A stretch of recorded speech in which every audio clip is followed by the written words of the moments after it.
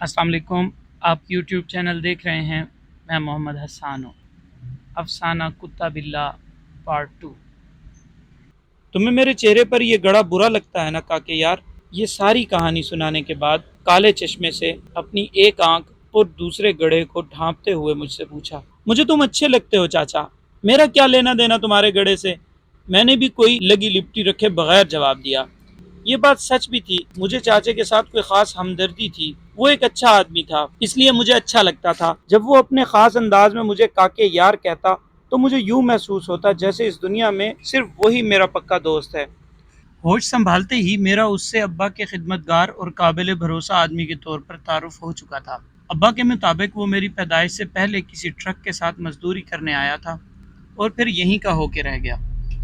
وہ ہمارے گودام میں ہی سوتا تھا. وہیں ایک کونے میں اس کی چھوٹی سی لوہے کی الماری تھی جس میں اس کے کپڑے اور روزمرہ کا سامان تھا. مجھے نہیں معلوم اس کی تنخواہ کتنی تھی. مجھے تو لگتا ہے اسے ابا کے ساتھ تنخواہ نے نہیں دوستی نے باندھ رکھا تھا. اس کی ایمانداری کی وجہ سے ابا اس کا بہت خیال رکھتے تھے، اسے دوسرے ملازموں سے زیادہ عزت دیتے تھے.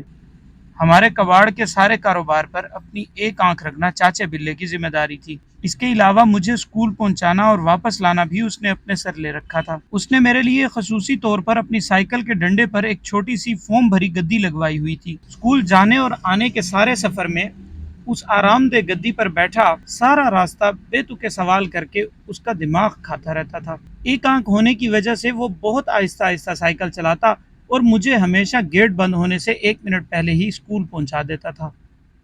لیکن ایک دن تو اس نے ایسی تیز رفتاری دکھائی کہ اسکول کھلنے سے پہلے ہی مجھے بند گیٹ پر پہنچا دیا.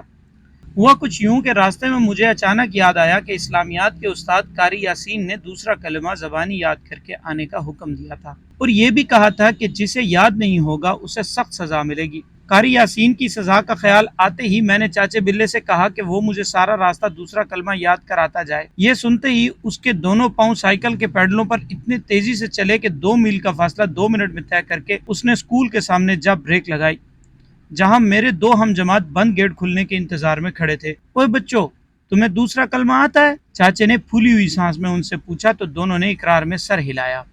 شاباش، اگر تم کاکے کو بھی یاد کرا دو گے تو میں دونوں کو 1-1 روپیہ دوں گا. بولو کرا دو گے؟ چاچے کی پیشکش پر دونوں نے ایک بار پھر اقرار میں گردنیں ہلائیں. چل کاکے یار، اتر گدی سے. چھٹی کے وقت اگر تو نے بتایا کہ ان کی محنت نے تجھے استاد کی مار سے بچا لیا ہے تو ان کو 1-1 روپیہ ملے گا، ورنہ کچھ نہیں ملے گا. چاچا مجھے اتار کر وہاں سے چلا گیا اور میرے دونوں ہم جماعت مجھے دوسرا کلمہ رٹانے پر شروع ہو گئے. اسلامیات کا پیریڈ آتے آتے مجھے نہ صرف پورا کلمہ بلکہ اس کا ترجمہ بھی یاد ہو چکا تھا. وعدے کے مطابق چاچے بلے نے چھٹی کے وقت میرے دونوں ہم جماعتوں کو 1-1 روپیہ تھمایا اور مجھے میری گدی پر بٹھا کر گھر کے لیے روانہ ہو گیا. میں جان چکا تھا کہ چاچے کو دوسرا کلمہ نہیں آتا، لہٰذا ایک ذمہ دار مسلمان ہونے کے ناطے میں نے جو سیکھا تھا اسے بھی سکھانا شروع کر دیا. اور وہ بیچارہ بھی اسکول سے گھر آتے آتے سارا راستہ میرے پیچھے پیچھے اشہد اللہ الہ الا اللہ دہراتا آ گیا. گھر واپسی پر جب میں نے فخر سے ماں کو بتایا کہ میں نے چاچے بلے کو دوسرا کلمہ یاد کرا دیا ہے تو اسے ہنسی کا دورہ چھوٹ گیا. مجھے اس دن معلوم ہوا کہ چاچا بلہ عیسائی ہے جسے میں نے زبردستی کلمہ پڑھا کے مسلمان کر دیا تھا.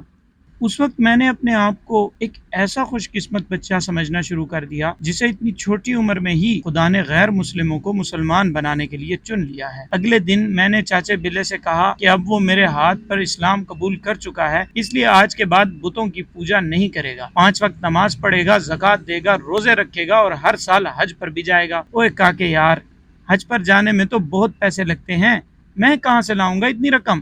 چاچے بلے نے مسکین بننے کی اداکاری کرتے ہوئے مجھ سے سوال کیا. نیت ہو تو خدا پیسوں کا بندوبست بھی کر دیتا ہے، بس تم آنکھ بند کر کے نیت کرو. میں نے ضد کی. چل کر لی نیت. چاچے نے اپنی ایک آنکھ بند کر کے گہری سانس لی. اس کی آنکھ کھلنے سے پہلے ہی میں نے اس کے سامنے 2 روپے کا نوٹ لہرایا. دیکھو، اللہ نے بندوبست کرنا شروع کر دیا ہے، میں روزانہ تمہیں 2 روپے دوں گا، تم یہ جمع کرتے جاؤ، بہت جلد تمہارے پاس اتنے ہو جائیں گے کہ روزانہ حج پر جا سکو گے. میں نے نوٹ اس کی ہتھیلی پر رکھتے ہوئے اعتماد سے کہا. یار کاکے، اتنی ساری رقم میں کہاں رکھوں گا؟ میری ایک آنکھ ہے، کوئی چور میری اس کمزوری کا فائدہ اٹھا کے مجھے لوٹ سکتا ہے، اس لیے میری مانو تو تم ہی اپنے پاس یہ روپیے جمع کرنا شروع کر دو، جب پورے ہو جائیں تو مجھے حج پر بھیج دینا، مجھے تمہاری ایمانداری پر بھروسہ ہے۔ چاچے نے ایک آنکھ کا بہانہ بنا کر اپنی ساری ذمہ داری میرے کندھوں پر ڈال دی۔ رات کو جب میں نے ابا کو اپنی اس کامیابی کے بارے میں بتایا تو وہ اپنی مسکراہٹ دباتے ہوئے مجھے سمجھانے لگے، اگر بلا حج پر چلا گیا تو پیچھے کاروبار کون سنبھالے گا؟ ابھی اسے کام کرنے دو، جب بوڑھا ہو جائے گا تو اس کو حج پر بھیج دیں گے۔ ان کے اس وعدے نے مجھے اپنی ذمہ داری سے سبکدوش کر دیا۔ مجھے یقین تھا کہ وقت آنے پر ابا اپنا وعدہ ضرور نبھائیں گے۔ اس واقعے کے کچھ عرصے بعد ایکشن فلموں کے شوقین ابا نے وی سی آر خرید لیا، جسے وہ اور ان کے سارے مزدور گودام میں گرمیوں کی لمبی دوپہریں کاٹنے کے لیے استعمال کرنے لگے۔ چونکہ ہمارا گھر اور گودام ہم دیوار ہی تھے تو میں بھی روزانہ اسکول سے آنے کے بعد گودام کا رخ کر لیتا اور اپنے نو مسلم چاچا بلا کے ساتھ بیٹھ کر فلمیں دیکھتا۔ اب میرے اور اس کے درمیان اسلامی نہیں فلمی باتیں ہونے لگی۔ چھٹی کے وقت گدی پر بیٹھتے ہی میرا اس سے پہلا سوال یہی ہوتا تھا کہ آج گودام میں کون سی فلم چلے گی۔ انہی سوالوں جوابوں اور فلموں میں میں اتنا بڑا ہو گیا کہ ابا نے مجھے ایک سائیکل دلا دی، جسے میں خود ہی چلا کے اسکول جانے لگا۔ چاچا بلے نے اپنی سائیکل کے ڈنڈے سے میری گدی اتار کر اللہ جانے کہاں رکھ۔ جب میں میٹرک میں تھا تو اسکول سے گھر لوٹنے پر معلوم ہوا کہ چاچا بلا اپنے بہنوئی کے جنازے میں شرکت کرنے اوکاڑا چلا گیا ہے۔ سب کی طرح میرا بھی خیال تھا کہ وہ 1-2 ہفتے تک واپس آ جائے گا، لیکن نہیں آیا۔ بڑے بھائی نے اندازہ لگایا کہ اس کی بہن 3-4 بیٹیوں کے ساتھ اوکاڑا میں اکیلی ہو گئی ہے، اس لیے اب وہ وہیں رہے گا۔ اسی دوران بورڈ کے امتحانوں کی ڈیٹ شیٹ آ گئی اور میں سب کچھ بھول کر پرچوں کی تیاری میں لگ گیا۔ 3rd ڈویژن میں میٹرک پاس کر کے کالج پہنچا اور بچپن کی ساری یادوں کو بھولنے لگا۔